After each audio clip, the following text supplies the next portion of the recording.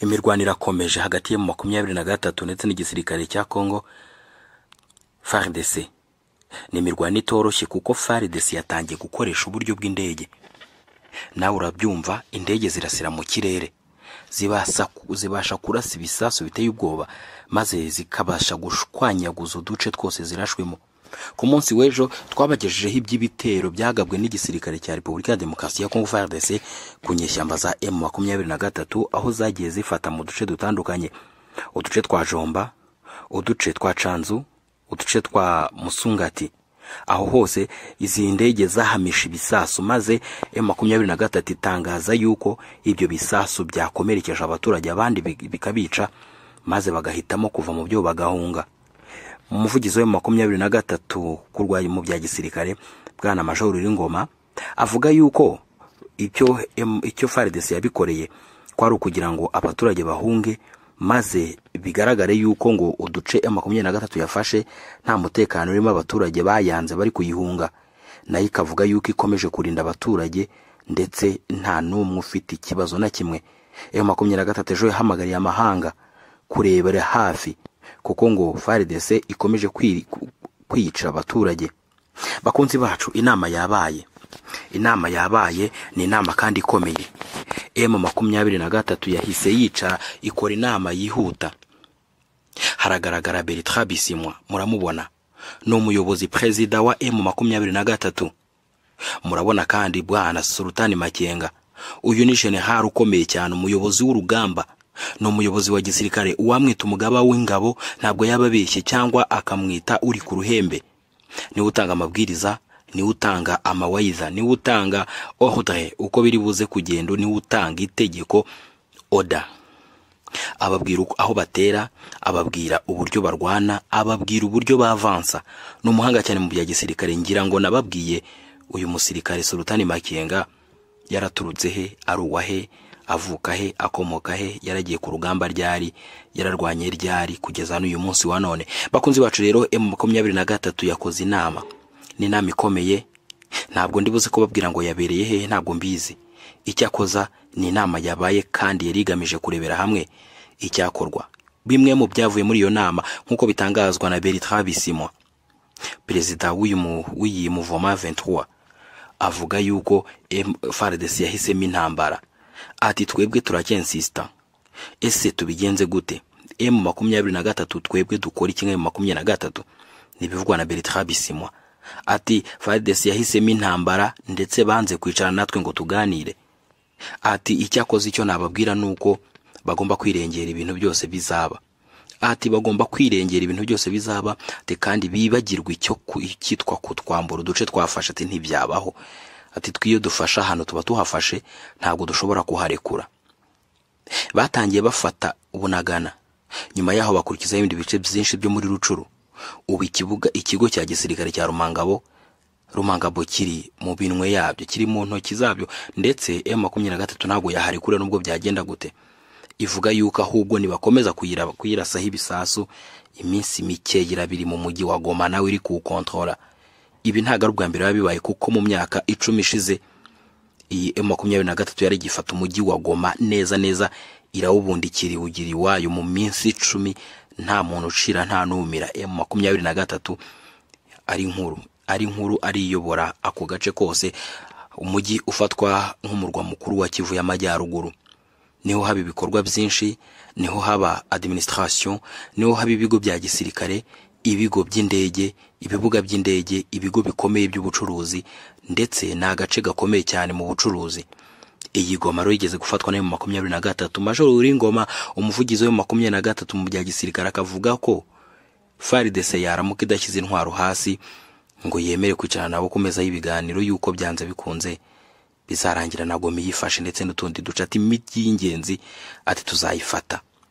Abakunzi bacu, iyi nama yavuyemo iki? Iyi nama kuki yaremye? Ejo habayeho igitero gikomeye cy'indege, maze umupilote ukomeye maze abamishaho ibisasu.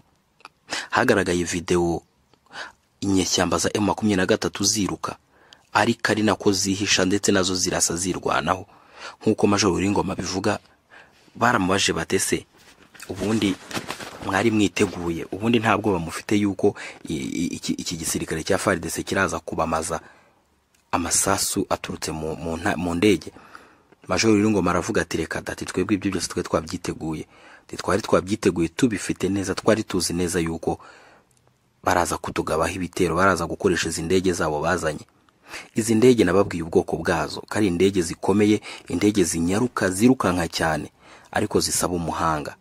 Nibyo abantu bibazaga batese Repubulika ya Demokarasi ya Kongo ifite abahanga bakomeye mu kurashisha indege, ese barabizi neza ku buryo bazabasha kuzikoresha nk'uko Abarusiya bari basanzwe bazikoresha? Ni indege baguze n'igihugu cy'Uburusiya mu masezerano bari bagiranye na Vladimir Putin, perezida w'Uburusiya. Bari bavuze yuko agomba kubaha ibikoresho by'indege by'intambara maze bakaza kwihangana n'imitwe itwara gisirikare muri Burasirazuba bwa Kongo.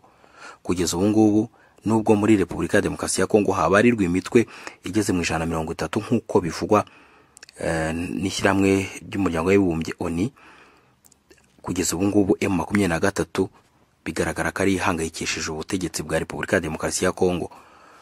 Ubona nta kuryama nta gusinzira, ngo kireka byanze bikunze nabo nibaramuka bafashe M23. M23 nayo mu itangazo ryayo yashyize hanze javuze ati atashwi ntago dushobora gusubira mu buhungiro. Ati twabyemeye burya, ati ntitwasubira mu buhungiro. Mbibutse ko igice cya Sultani Makenga cyagiye muri Uganda, igice cya Bosco Ntaganda kikaza mu Rwanda, yari mu 23 maze za kwigabanyamo ibice bibiri. Icyo gice kimaze kujya Uganda rero nicyo cyaje kugaruka kiza gukora mu 23 turi kubona ubu ngubu, ifite Bunagana, ifite Rucuru, ifite Kiwanja, ifite Rumangabo, ifite n'utundi duce twose uyu munsi wa none turi mu ntoki za M23. M23 kugeza ubu ivuga ko steady iriteguye kuba yahangana n'uwari we wese. Ubushize iherutse kurasa indege, ya ndege imwe mu ndege za gisirikare za FARDC. Izi ndege zo zirihuta cyane, izi yazanye ntago bizwi niba M23 izabasha kuzirasa, ariko byose ni urugamba rutoroshye na gato, hasi hejuru, umwe hasi undi hejuru. Izi ndege zaje mu gihe bigaragara neza yuko urugamba rwo kubutaka FARDC isa n'iyarutsinzwe, kuko bageragezaga kugaba ibitero ahubwo bakikanga M23 ifasha uduce batakekaga ko yafata. Ntabwo ari ibintu byoroshye. Iyi M23 urugamba bigaragara kiruzi, izi kurwana bihagije. Bakunzi bacu rero ibyo tuvuga ni byinshi, ariko reka wiyumvire uyu Major Wiringoma hari icyo yavuze, hari ibyo yavuze, hari ibyo atangaje, hari ibyo yabwiye ibinyamakuru avuga kuri izi ndege za FARDC, uburyo biteguye guhangana nazo, uburyo biteguye kuzirwanya, uburyo bari bariteguye na kare. Hanyuma nawe numara kubyumva uraza kujya muri commentaire ugire icyo ushikirije. Murabizi ko tubakunda, ngaho kurikira iri jambo rya Major Wiringoma. Bwana, asante na hiyo maulizo yako, mimi najibia. Ya kweli kabisa, government ya Kongo iko na ile ndege, Sasa tangu jana walianza kuitiliza ile ndege. FARDC wanashambulia ngome zetu tangu jana, na asubuhi tena wanakuja shambulia ngome yetu na aksi tunaita Sabino pande ya Musongati na Chanzu. Kitu kabisa inashangaza sisi, wanaenda piga njo sehemu huyu raia iko. Sababu gani wanaenda piga sehemu raia iko? Banataka fanya hii tunaita na français ku créer climat de terreur. Population yetu itukimbii. Banaona population inarudi nyingi sana na eneo yetu. Sasa banaleta sasa hiyo mzozo ili population fanya iende Uganda. Ndio banapiga hiyo sehemu kabisa, inabomoa wa nyumba, inabomoa ngombe, inabomoa shamba. Bwana, masara ni mingi sana. Masa kidogo tutawapatia bilan kabisa exact. Kama unasema kujilinda, tutajilinda, tuko wajeshi. Sisi tutajilinda na tutajilinda raia yetu. Kama unasema tuko na kitu gani ya kupiganisha ndege, sisi ujua kwamba hiyo vita sio yetu, ni vita ya Mungu. Gisi David aliangusha Goliath, na sisi tuko na uwezo ya kuangusha Goliath. Kitu kidogo tu lijiwe ndio liangushaka Goliath. Na utaona RPG peke yake inafanya kazi na mkono ya Mungu. Tu ni uwezo ya Mungu.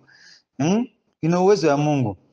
Unaona saa nini iyo peke ataenda jigonga na mulima, yao peke inaenda jigonga na mulima. Unaona ikuwe helikopta RPG itafanya kazi, ikuwe Sukhoi, Mungu yeye peke atafanya ile, itaenda anguka hata na milima utaiona yao peke na mkono tu ya Mungu, sababu Mungu anajua ukweli. Nami nasema hakuna ndege, hakuna bomu iweze uwa ukweli. Hii kitu mimi natasema uifuate mzuri. Hakuna ukweli, hakuna ndege, hakuna bomu iweze uwa ukweli. Ukweli tabakia ukweli. Sisi tunagombanisha haki ya sisi wa Kongomani. Na hiyo haki tuko nayo, ukweli tuko nayo, hata unaleta silaha gani iwezi uwa hiyo haki. Sababu Mungu anatetea watu wanagombania haki zao. Na utaona tu peke jinsi Mungu atatenda. Hatuna tishio lolote, hatutakimbia, hakuna, hatuwezi kuwa na tishio ya kitu. Ndege inapigaga tu inaenda. Sisi hatuna tishio. Sasa tunahofia ndio usalama ya raia yetu. Haiko sisi bwana. Usalama wa raia ndio tunahofia kabisa sana sana. Hatutarudi hata nyuma, pamo ya nyuma tutarudi. Hatuwezi fanya hatua moja nyuma, hatuwezi. Tutabaki hapo, tutangoja mazungumzo.